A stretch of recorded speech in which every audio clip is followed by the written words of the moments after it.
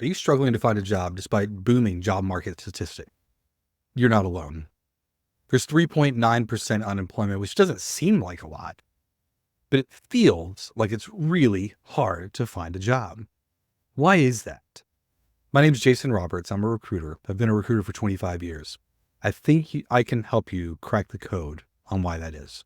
Stay with me.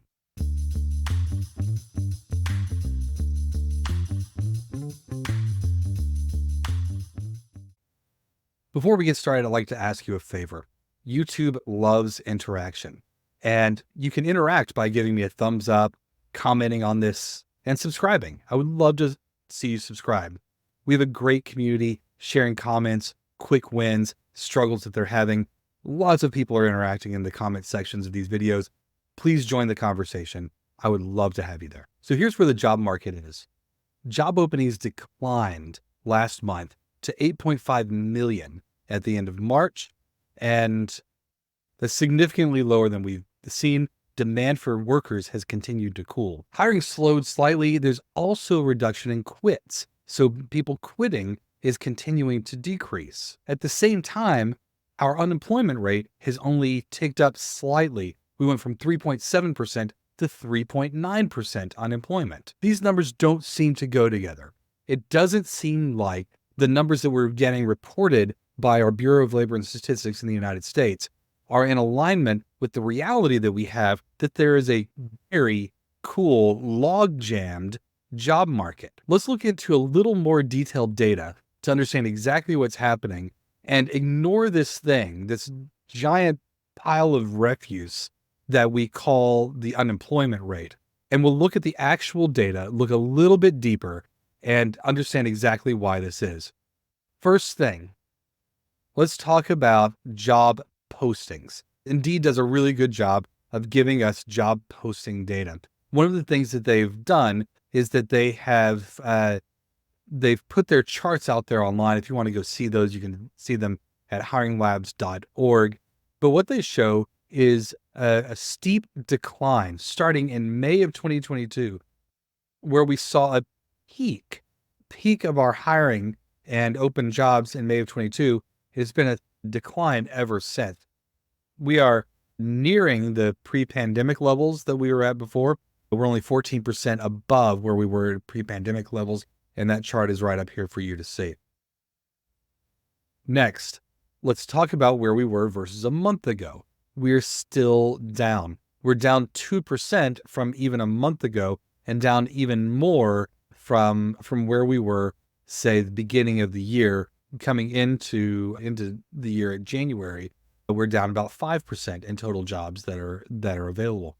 So what that's telling me is we're seeing a slowdown, a cooling of the job market, and it continues to cool, but the unemployment rate still hasn't changed. Now, the reason the unemployment rate hasn't changed, there's a few different things that they calculate, but the big deal is they use a percentage of workers in the workforce.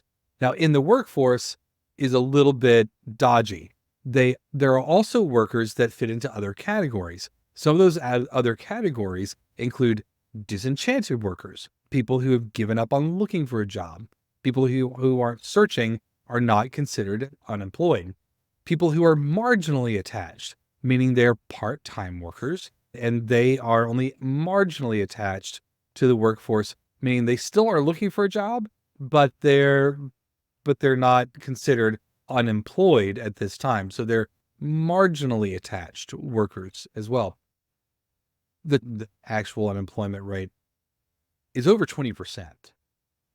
That's why it feels like 1 out of every 5 people you know is looking for a job, instead of feeling like 1 out of every 20 people, or even worse at 4%. So 1 out of every 20 people would be 5%. So it's even less than that. So that's why it feels so off to you, is that the government numbers aren't tracking the actual thing.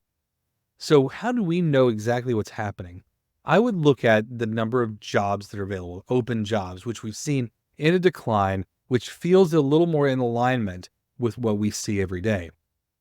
The other thing to look at, the thing that sort of leads to this, a leading indicator of whether things are going to turn around, is quits. Now, luckily, the Bureau of Labor Statistics gives us data on quits. Now, that's where we see the real challenge. Now, here's the thing that's important to know. Most of our hiring comes from, well, it can only come from two places, either creating a new job or filling a job that someone has left for one reason or another.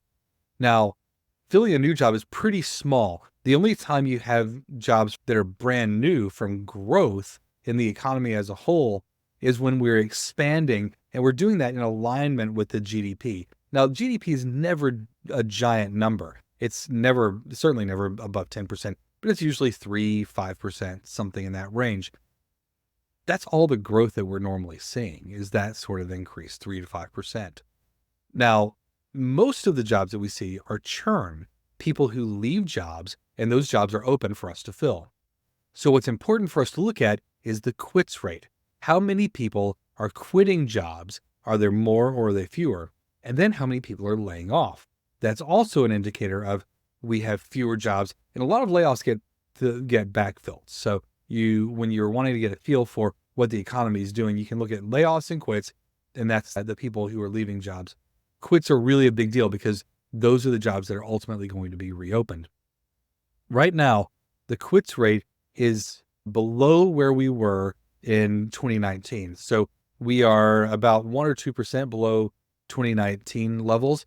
Now, this is different. Remember when we had the Great Resignation, when it felt like everybody was quitting their jobs, everybody was changing jobs. We only went up by 3%. So to be down by 1% means there's a 4% drop in the number of people who have quit. So when it felt like everybody was leaving their jobs, there was really only 3% of the US workforce that was leaving their jobs. And to be down by 1%, it feels like nobody's leaving their jobs. That's where the disconnect is. That's where we're off. And that's why it feels wrong when you hear 3.9% unemployment, besides the fact that the number's total BS and garbage. It feels wrong because the people who are looking for jobs, there just aren't that many for them to look at. There's not as many for them to look for every day. So what do you do? What do you do when there's not enough jobs for the people who are looking for jobs? There's a couple of things. It can get very discouraging while you're looking for a job to see how many people are applying for the same jobs. It's really evident that there's not as many jobs out there because you get so many applicants on the ones that are in there, or so many people who start applications. This is what I'd like to tell you. This is an encouraging piece of news. The number of people who finish an application once they've started it, 10%. 10%, just across all of recruiting, about 10% of the people who start an application ultimately finish that application. That's great for you. That means that all you have to do is finish writing those applications. And I'm starting to see evidence in my comments sections that people are having more luck when they're doing those applications. They say right now in this economy, it takes 200 applications in order to find a job. The other thing to know is the job search game has changed. It's changed significantly. Because so many people apply for jobs, the recruiting teams have had to employ some technology to help them. And the primary gatekeeper you have is technology. It's an applicant tracking system. The applicant tracking system isn't all that smart. What it's looking for are keywords that it understands are similar to the keywords that are in the job posting. So to get past that initial gatekeeper, only a certain percentage will make it past. To get past that and to get presented to a recruiter, the way that you get presented to recruiters on a list of people who have applied for a job is not the most recent.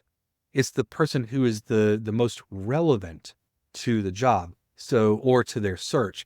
So if you have more of the keywords, it's just like old search engine optimization. Your resume has to have enough of the keywords to bring you up in their ranking of relevancy. So you show up in your relevancy higher. Well, how in the world do you do that? You do it by customizing your resume for every job. You've probably heard people say this is important to do. This is why it's important to do that. You customize your resume for every job. Now, I'm going to link a video here where I give you an easy way to do that. using ChatGPT. I wrote a custom GPT for you to use. You can just check that video out and use that. I even wrote the prompt. It's in the description, and you don't even have to write the prompt. You can just paste it in and it will take over from there. But customizing your resume is a big deal. And believe it or not, most people aren't doing it right now for every job. It takes work. And if you want to get ahead, this is how you get ahead. You actually put in that work. But I've given you a little bit of a cheat code with this ChatGPT. So that's two things. One, take courage in knowing that not as many people are applying as you think. And two, that's a little bit of a help with ChatGPT. What I want you to know is this is an incredibly hard time. Finding a job is really difficult if you're out of work. I've been there. I understand. It is a horrible feeling. You will make it through. You can find a job. You will do it. It takes a lot longer than it did in the past. It feels worse than it did in the past. It doesn't feel like you're making progress. It feels like you never get answers. You put your information out there and it's like you're shouting into the void and nobody comes back to you. It's a little bit depressing, really, if I'm honest about it. But this too shall pass. You'll find that job. I know you can. I see people every day in my comments section that have found a job, that have made it to the other side. And you can do this. I know for a fact that you can do this. So take heart. Know that it's not the end of the world. It's worse than everybody tells you. Like, super frustrating to have this feeling like this is the hardest time I've ever had in my life finding a job, then have all these other people tell you that it should be easy. That's BS. Don't listen to them. It is incredibly hard, but it's not impossible, and you'll make it through. I see people in my comment section all the time tell me about wins. I got an interview. I had a guy yesterday. He got an interview, and then he went, nailed it, got a second interview right away. There's also discouraging stories in there too. I mean, I'm not going to lie. It's hard, but there are encouraging ones. So be one of those encouraging stories. Actually, that's what I'm going to ask you in the comments section. Tell me any wins, any quick wins you've had, any win of any sort. You got a response. I got a rejection letter, so I know what the heck is going on. That even feels better than not knowing, right? Give me some comments. Tell me what's happening in your job search. I'd love to hear your wins. What I'd love to be able to do is encourage other people with what's happening in your job search. I'd love to be able to tell them how things are going for you. All right. Thank you for sticking with me through this. Hopefully this gives you a little bit of encouragement and clarifies some of the oddities that we're seeing in our market today. I'll continue to post these videos, and I look forward to talking to you the next time.